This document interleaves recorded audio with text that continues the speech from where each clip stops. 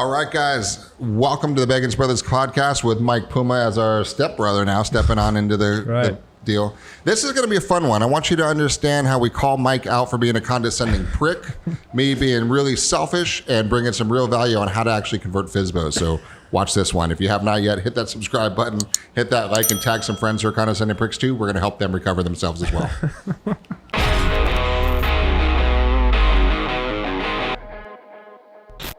All right, what's going on, BE3? Well, we're back at the Beggins Brothers Podcast, except we're missing one legitimate brother. Yes. And we've got this guy stepping in the meantime. I guess you're kind of an adopted brother at this stage of the game. Yeah, it's why Jonathan's going to hyphen the name now. I think that's probably an official thing.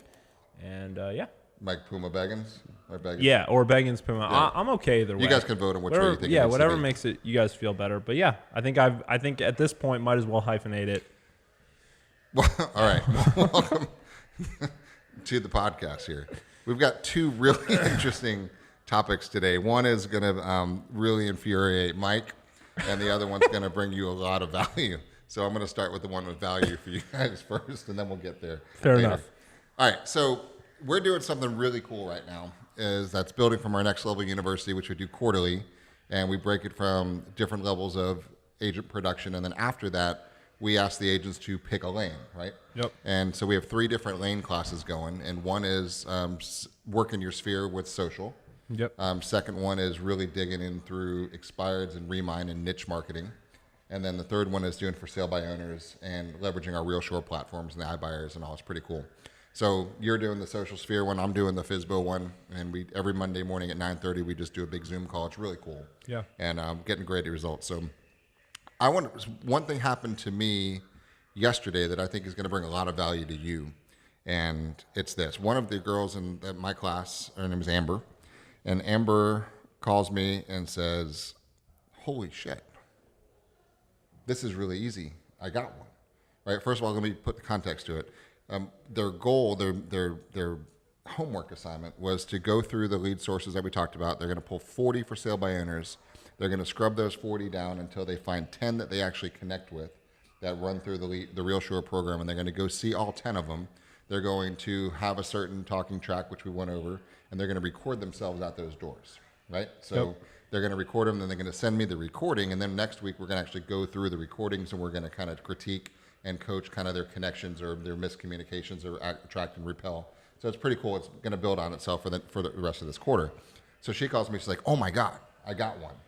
And I said, "Tell me about how it happened." And so she calls up on the phone, talks to this one lady, and she goes, "Well, it's interesting timing because we just interviewed an agent and we weren't really impressed, and we're open to interviewing another one.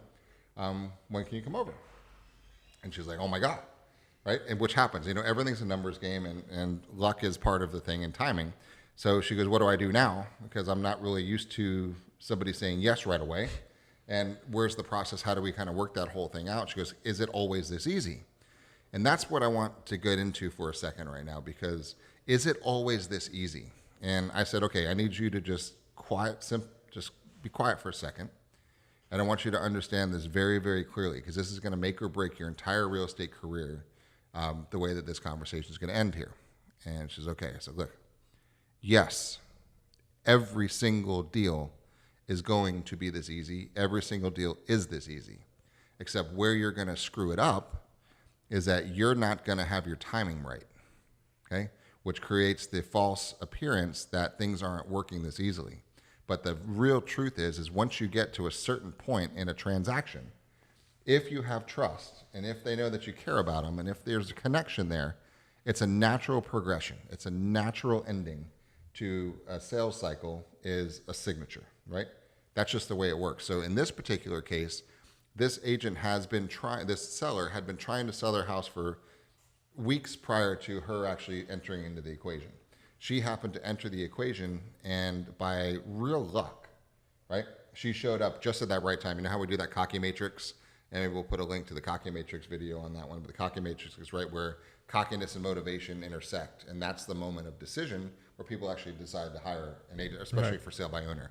So she just happened to make that call right at that moment where those little points were the interception point right there. So that is where she ended up. Yeah. So, but the really, really, really important point is, I said, look, it's not easy and it wasn't luck, because you were able to connect with her very quickly, because as we say, it takes 7 seconds in person to form a connection. It takes 3 seconds over the phone. This was over the phone. Yep. So with some skill, because she's been through the trainings that we're doing, she knows how to match the hellos. She knows how to do that just to make the connection start from the beginning. So that kind of set the stage for going. Yep. So, but I think it's an interesting point of, I think you have to define easy, right? But if we're looking at an easy from the amount of effort, she was looking at easy as being, the amount of effort I had to put in to get the deal wasn't very much, right? I made one phone call and she said, yes, come see me. That's how she's valuing easy. But the reality is, I would argue that if she called for 30 days in a row to different FSBOs and finally got the yes, that's just as easy, right? She's literally doing one thing. That's it. Yep. This isn't complicated, right? Which I vote, if it's not complicated, it's simple, which means it's easy, right? This business is easy. You have to pick something and go do it consistently. Now, the result may not always be as easy. The result may not be as quick as you want it. The result may not be immediate, like happened to her, but that doesn't mean it's hard. The business is simple. Now, what is hard is picking up the actual phone to call, because there's a million things going on in your head saying, don't do that. You shouldn't do that. Don't pick up that phone. You don't need it. You don't want it, right? That's going on in here. So the battle you're going to have to pick up the phone and make those phone calls the first time, that's not easy for a lot of people. But once you start making the calls, it's easy. Because now, if she really wants more business from that, keep making more phone calls, right? Now, it's not always going to be that the first one you call says yes. Sometimes, but it's the same process. And once you created that framework, you're creating the opportunity for someone to say yes. And it's like that in every lane that we do. So in this particular case, so she says, oh my gosh, if this can happen, then I've really set my goals too low. I'm like, thank you, right? If you believe you set your goals too low, you've set your goals too low. Because if you did this, and part of our pick a lane approach on this is, she's picking a lane. She is not allowed to swerve, right? You don't swerve when you're in a lane. So she's going full in, balls to the wall, for sale by owner. So she's going to call, there's 541 for sale by owners in this particular market right now, 541. So she's committed to go see and talk with every single one of them. And I have zero doubt that she'll do that. And it's physically impossible not to get deals. She knows she'll get at least 10 listings in the next couple weeks, and I 100% believe she will, because she believes she will. And there's going to be way more than that actually list. So all she has to do is get in front of them and connect. Now, while she's doing that, one or two things is going to happen. I think a lot of what happened on this particular call was a natural connection, right? There was something about her that seller liked, trusted, and felt comfortable with from the very beginning. And it was her tonality, it was the way she sounded, it was the way she said hello. It was something from a subconscious level that allowed her to feel comfortable enough to say, come on over, let's talk. Right? Now, the other 540 of them, they're not all going to just naturally, subconsciously feel a connection on here. She's going to have to earn that trust, because trust is the currency of the future. And she will never get a deal unless they feel comfortable with you and they trust you and know they're good at what you do. So her now job is to fill this pipeline with as many of those 540 as she can physically get to, and then at the end of the day, be there. And that's the whole job now, is just be there, be there, be there, because this little matrix, right, with motivation and cockiness, when those two things converge, that's going to happen. But if she's not top of mind at that exact moment, when that for sale by owner surrenders, like literally, this is what happens. They're thinking, they're talking, and then, oh shit, I'm done doing this myself. I need to hire somebody. Blink, search this file cabinet. Do I have an agent that is good, that I trust, that I like, that actually cares about me? Boom. And if you have done your job right, you come back on that search result and boom, they get you, right? So that is all you need to worry about, is make sure you establish that connection. You bring value along the way, hold their hand, help them out. Don't fight them. Don't tell them they're stupid. None of that stuff. You're there to help. Show them the home inspectors. Give them the contracts. Help them with property disclosures. Help them negotiate an offer if they get one. Give them the mortgage guy. Give them the title company. Go pressure wash their garage. I don't care what you do, but be there top of mind during that process. So when that instant happens, you're the only one that searches in that search result. There's only one result. And if you do your job right, you win. And that's it. So if she does just that, she will win, and she will absolutely get 10 listings in the next few weeks. Same thing you will be doing too, if you focus on it. Now, going back to the connection thing, she's going to call people that are going to like her. Yep. She's going to call people that don't like her. Yep. There's two arguments to be made there. Should she spend time on the people that may not like her based on her personality type, right? And try and change herself or the ways that she's communicating to connect with that individual? Yep. Or does she say, screw it, I only want to work with people that like me and that are like myself because that's the business I want to build? She could go one way or the other. And both of them will work if you have the proper scale. Right. Right. So it all comes back to, at the end of the day, what type of business are you trying to build, right? But we deal with that all the time. Some people like us, some people don't. I just had a flashback to when I started in this business, 23 years old, banging on phone numbers, right, all day long, for a few hours a day, just on the phone.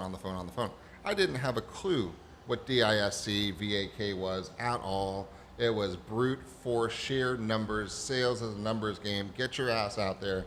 Enough people that you talk to, you make more money. You want to make money, you're going to talk to more people. The more people you talk to, the more money you make. Get your ass on the phone. Go, go, go, go, go. Thank you, Mike Ferry. Worked, right? And it does work. Now, that was just whatever. I'm sure I pissed off a ton of people along the way. And I didn't care and I didn't know, but I got enough business that I really didn't care because I was making the sheer number of contacts. Yeah. Right?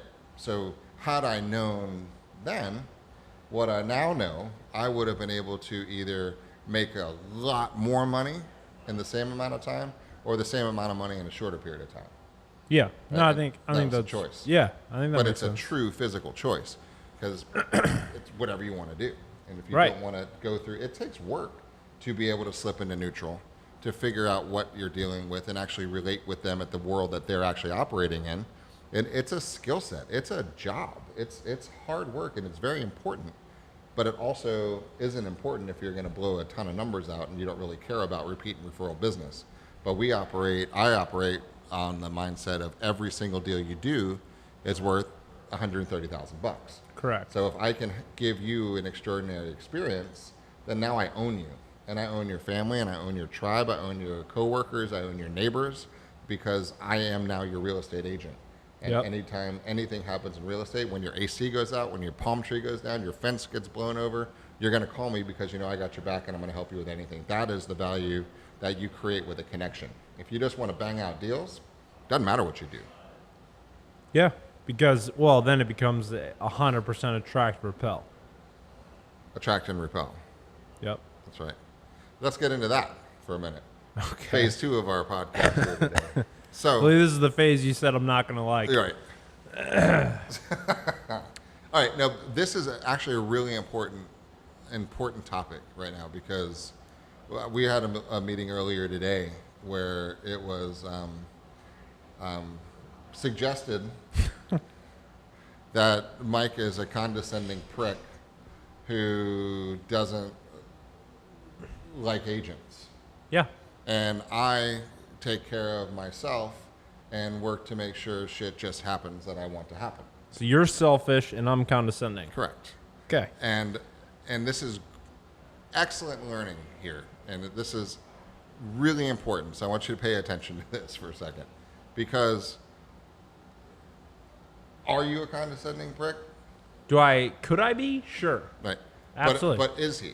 But The answer is to this person, yep. Yeah, absolutely. And am perception's reality. Am I a selfish prick to whoever thinks that about me? Yep. Yeah. Should I care? Is kind of a topic. Should you care, and should I care about this? So I think it goes a variety of ways, right? The way I look at this is, and we just had a playful call with one of the agents who you had said, I know she thinks this, right? So I called her up. And the reason I did that is because I do care enough It was fun. He said, hi. Yeah. So it's been brought to my attention that you think I'm a condescending prick. I'd Just like like to that. discuss that. Just flat out. Just straight up asked her. But the reason I did that and the reason that I care about what she thinks is because I believe intent matters 100%, right? And that particular agent, I really do care about, and I want to make sure that she does continue to grow. And I don't want her to have that perception, because the reality is I do care about her. I care about her family, and I want her to get better and grow. Right. So obviously I am hard on her, and I think that is translated into me being a condescending prick, because I do challenge her. And those conversations that we have aren't. You give her shit when she doesn't. I do. What she I hold her. do. I try and hold her accountable, and I'll give her a hard time if she's not doing the things that I know she's capable of doing, because I love her. But that comes across and can be perceived or redirected as me being mean or condescending or whatever. So I wanted to clear that up, and I will continue to clear that up with her, because it's important to me for her that she knows that at the end of the day, I have her back, and I don't want that out there between me and her. There are some people, though, that I don't care, right? So I think at the end of the day, it comes down to the intent of what I'm trying to accomplish and who I'm trying to accomplish it with. And there are some people that you're just never going to see eye to eye with, and that you're never going to have that relationship with. And therefore, if I don't have the intent to repair that relationship, I'm not going to. Right. And I think, but I need to be okay then knowing that that's going to be their thought, and I need to be okay with that, because otherwise I should be out there trying to fix it. But if you truly don't care, then you just don't care. And it also depends a lot about what kind of business are you looking to build at the same time too. Yeah. This is interesting. We were talking earlier today on the rides into work. State of the Union address was last night. You couldn't get a more polarizing morning, right? In the United States, at least, than this morning. Because the people who watch the State of the Union address, there is a very clear line of that was the most kick-ass, motivating, rah-rah speech you've ever heard in your life, or that guy is the biggest POS in the entire planet Earth. And there's no middle ground. No, you're either with them or against them. And it's about 50% on either side. And we'll see which way that balances out in the election, right? But here's the reality of it. That's the way the whole world is too. Yeah. So, but here's why. This is the fun part about this one. Let's take Trump, for example. The people that hate Donald Trump, why is that? He's just different than what they're used to. That's it. Okay. There's something from a subconscious level that triggers aggravation. Okay. Or hatred, or whatever extreme level you want of it. But he reminds half of the people of somebody they hate. Okay? It's a psychological trigger, DNA strand of, I wasn't raised that way, you're different than me, screw you, I hate you. All right? Yeah. And there's the people that feel comfortable, like, he reminds me of somebody that I like or I admire, and I like that, and I like you. Right? And so that's the whole thing. So there's people that, same thing with me. I remind some people I have some characteristics or remind them of somebody that I like, so therefore they like me. And then there's other people that I remind them of somebody, or there's things that I do that remind me of someone, they hate me. It's fine. Either way, it's attract or repel. And I don't ever back to your intent, there's nothing I'll ever do to anybody to hurt him, ever. Yeah. Everything I do is to help them. But if they don't like my style, the way that I do that, or there's the haters involved, I don't really care, because it's irrelevant in the world, because I'll help anybody. Right. And if you want it, great. And if you don't, that's fine. I'm still going to keep doing what I'm doing. Yeah. And that's not in a selfish manner. That's just that's me manner. Yeah, absolutely. That's just the way that all works out together. So that's the question is, do you really want to care? And then the conversation we had earlier, I said, look, it really doesn't matter, because if you take this business, for example, I mean, when you guys see where we're growing this business to, it'll blow your mind when it's already happening, right? But if you scale this company the way that it's scaling right now and where we're going to, we don't want to be everything to everyone. We can't be. You can't be. You can't be. When you're trying to build a big business, you can't be. When you're trying to get to scale, you can't be everything to everyone. Right. And you need to understand truly who you are, what your intent is, and what are you trying to accomplish. And anything outside of that is somewhat irrelevant. And now, what's funny is there are people, the S personalities of the world, that hear stuff like that and go, oh my God, what an asshole, right? Because it seems like we don't care. Prick. Thank you for reframing that. Condescending prick. You know, and I get it, right? If I'm looking at it from their perspective, understanding how an S personality thinks about the world, an S and really even a C, when you're super caring about everyone and everything, you can't fathom the fact that someone would say, I'm going down this path. You want peace and harmony. Yeah, you want everyone to get along, and I get it. So from an S's perspective, you really should calm down so you don't offend that Absolutely. person. I shouldn't say, I should go to you and say, it's okay that you didn't shoot that video. It's okay that you didn't post today. Right? Yeah. That's how I should be. Right. And that's how I should communicate from their perspective. Because it creates harmony and peace. Right? And so for me, that's really tough because my style is, what are you doing? You want more business, right? You told me you want more business. Why are you not posting? Right? How does that come across? To them, that's confrontational. It's condescending. I hate them. I don't like them. I'm mean to them. Right? Yep. So I get it. There's no question. You know, I completely get it.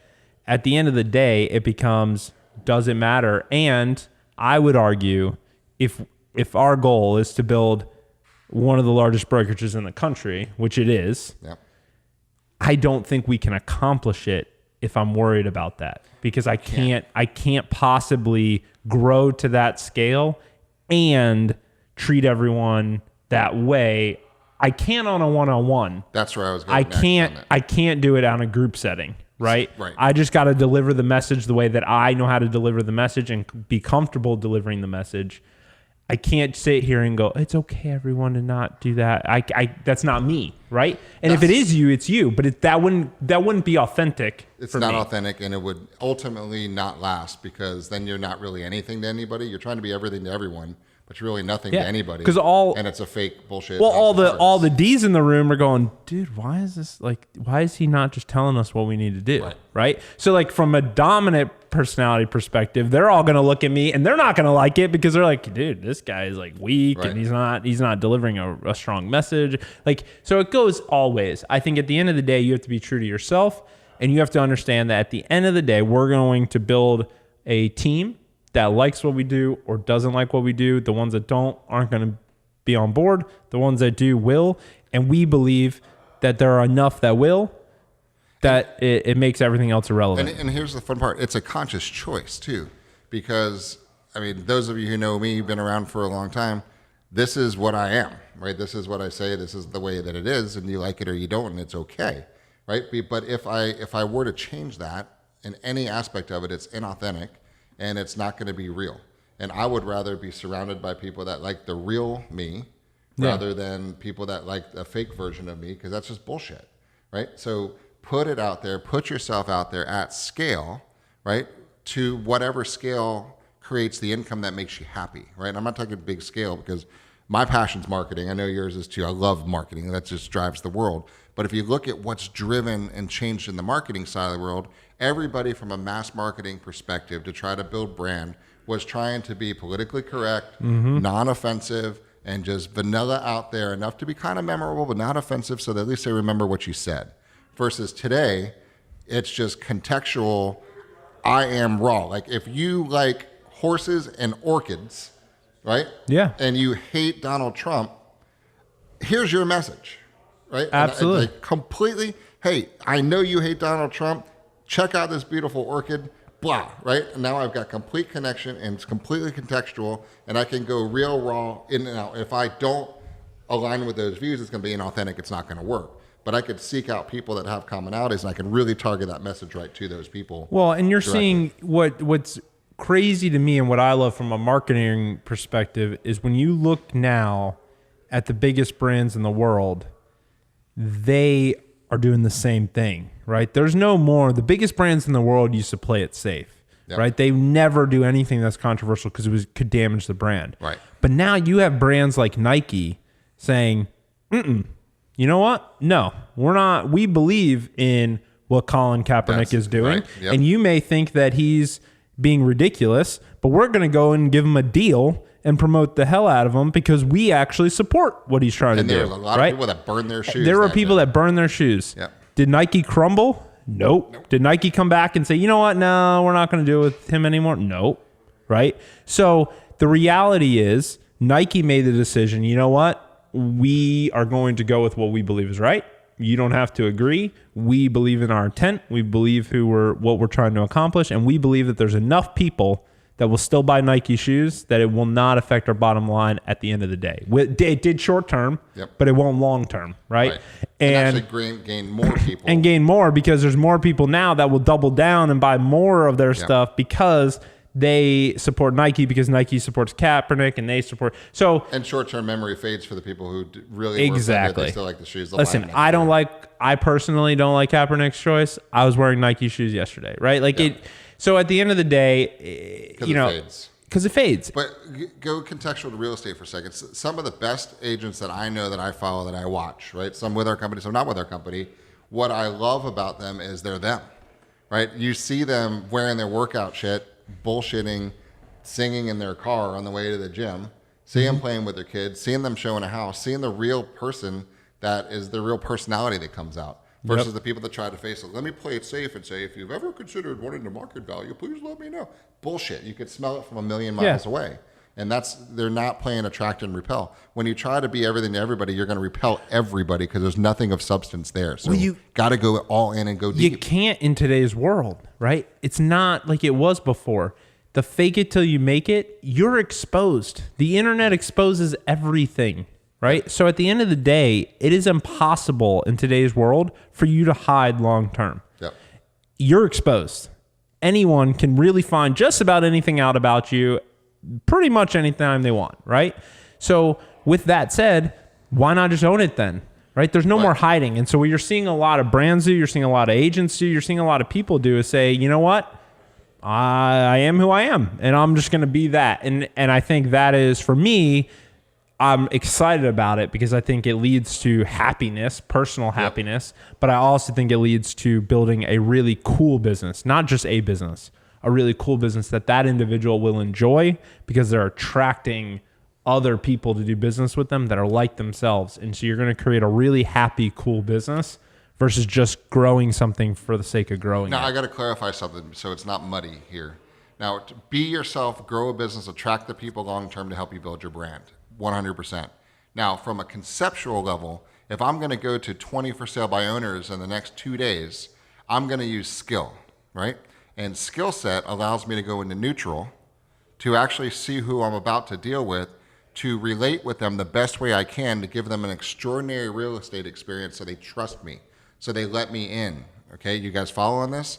Though that is a little different. So if I am not super analytical, right, and I don't speak like a little old lady from Kentucky who's analytical, it's okay for me to neutral, slow down, connect with that lady from Kentucky, and show her how I'm going to make sure the I's are dotted and the T's are crossed, because she feels comfortable in this transaction with me as her savior to hold her hands to guide her through this largest financial transaction. I think the line in the sand is there's a difference between hunting and attracting, right? When you're going after for sale by owners, you're making the conscious effort to go talk to those people. So it's in your job then to go into neutral and that's a takedown. That's a hunt. Yes, you're hunting, right? Attracting is different. Yep. Because if I'm putting out content or trying to attract other people who I don't know who I'm talking to, right, and I'm trying to attract them, going into neutral then is not necessarily the best idea because now you're going to be Manila and you can't do it, right? So when I'm pushing out, I am who I am. Right. When I am going in and I'm asking you to come talk to me, I owe it to you to then try and get into your world because I'm hunting you. And that sounds terrible, but I am trying to go after you specifically one-on-one. Big difference. Right. Big difference. If I really wanted to be way more attractive to analyticals, I could do it. Right. I don't want to be because, and I mean this in the nicest, realest of all ways. Right. Yeah. Because if I'm going to I'm not very analytical. I could be extremely analytical and I could do it very well and I could out spreadsheet most people with the abilities to be able to do it. I just don't enjoy it. I don't like it. Yeah. Right. And my personality style is I don't like to get buried into the details. I like to get shit done. Right. So if I were to falsely pretend I was way more analytical than I am, I'd be attractive to more analytical people. Then I'd surround myself with more analytical people who would end up aggravating me right down the point. So that's a great example of, I mean, I never pretend to be. I don't even wiggle in the fact that I'm analytical, because that's an attraction and repel strategy that I don't want that. Correct. So I think the difference, though, let's use that as an example. So when you put out content, the way you communicate, any analytical that happens to stumble across that content is very likely not going to engage with you or like you. Correct. Because that's not for them, right? Correct. However, if Jeff knocked on the door and you answer, and he instantly realizes just by a couple sentences in that you're an analytical person, by the way that you're talking, your demeanor, your job, everything else, that he's going to dig in and realize, he's going to very quickly learn you're analytical. For that conversation, he's going to become more analytical. And that is the difference, because if you think about it, it's out of respect for you. That's it. Right? Yes. Because he knows that you should feel comfortable. He knocked on your door. You didn't ask to come talk to him. He asked to come talk to you. So out of respect for you, he needs to come down to your world. He needs to enter your world and become more like you. Because I know in order for you to feel comfortable and trust to let me guide you through your biggest financial transaction, that the way you sort information and data is, you need to make sure that somebody is thorough, dots the I's and crosses the T's, and has your back. Yep. And if I understand your language patterns and structures, I will deliver that 100% to make you feel comfortable to do it. Right. And you will have a great transaction. Yes. Because I know I'm the best. So that is the difference. But here's the key. What drives that is that I know for a fact that, and from an agent recruiting perspective too, we've got a lot of really great analytical agents on our team too that I love working with. Okay? Yep. I don't want a whole bunch of them, but I love working with them. Right? But that's the reality of the whole thing. But when we get to a point, and I find some really great people that I like that are more analytical, we can give them everything that they need. And I do give them everything they need because we have it all. So that's the point. So I can make them feel comfortable, because I know beyond a shadow of a doubt, there's not another brokerage, right, that will outwork, outcare, and outperform to help that agent's business get better than me and us as a company. Yeah. So for me to not respect the way that they process information and communicate is just wrong. Yeah. To give them an extraordinary experience means that I need to maybe slow it down and explain things more thoroughly. Absolutely, I'm going to do that. Especially when you knocked on their door. That's right. Right? You said, hey, let me help you. Yep. And if you don't actually deliver information that they find helpful, that's disrespectful, right? You never should have knocked on that door if you didn't have that intent to do that. Right. So I think that's the big separation between the two. That's right. So we had a couple topics today. Yeah. So it was kind of an intervention about being a condescending prick for Mike. Yep. And selfish one for me. Yep. You're a selfish prick. Don't forget the prick part. That's right. That was more you. I think you own that part. Oh, man. And then really, I mean, the takeaway for you guys is be you while you're attracting, be respectful of them when you're hunting. And then also from a takeaway perspective, make sure that you realize that these deals are very simple. People are going to transact whenever they're ready to transact. And you cannot force that. You cannot speed it out. You cannot rush it. You just have to be top of mind at that moment in time when they're ready to transact. That is the end period, end of story. Just guide them, bring them value until that moment in time comes, and then you will just watch business start rolling back to you. That's my takeaway. Yeah, I 100% agree with that. I think at the end of the day, be true to yourself, but also respect your clients, respect who you're talking to, especially when hunting.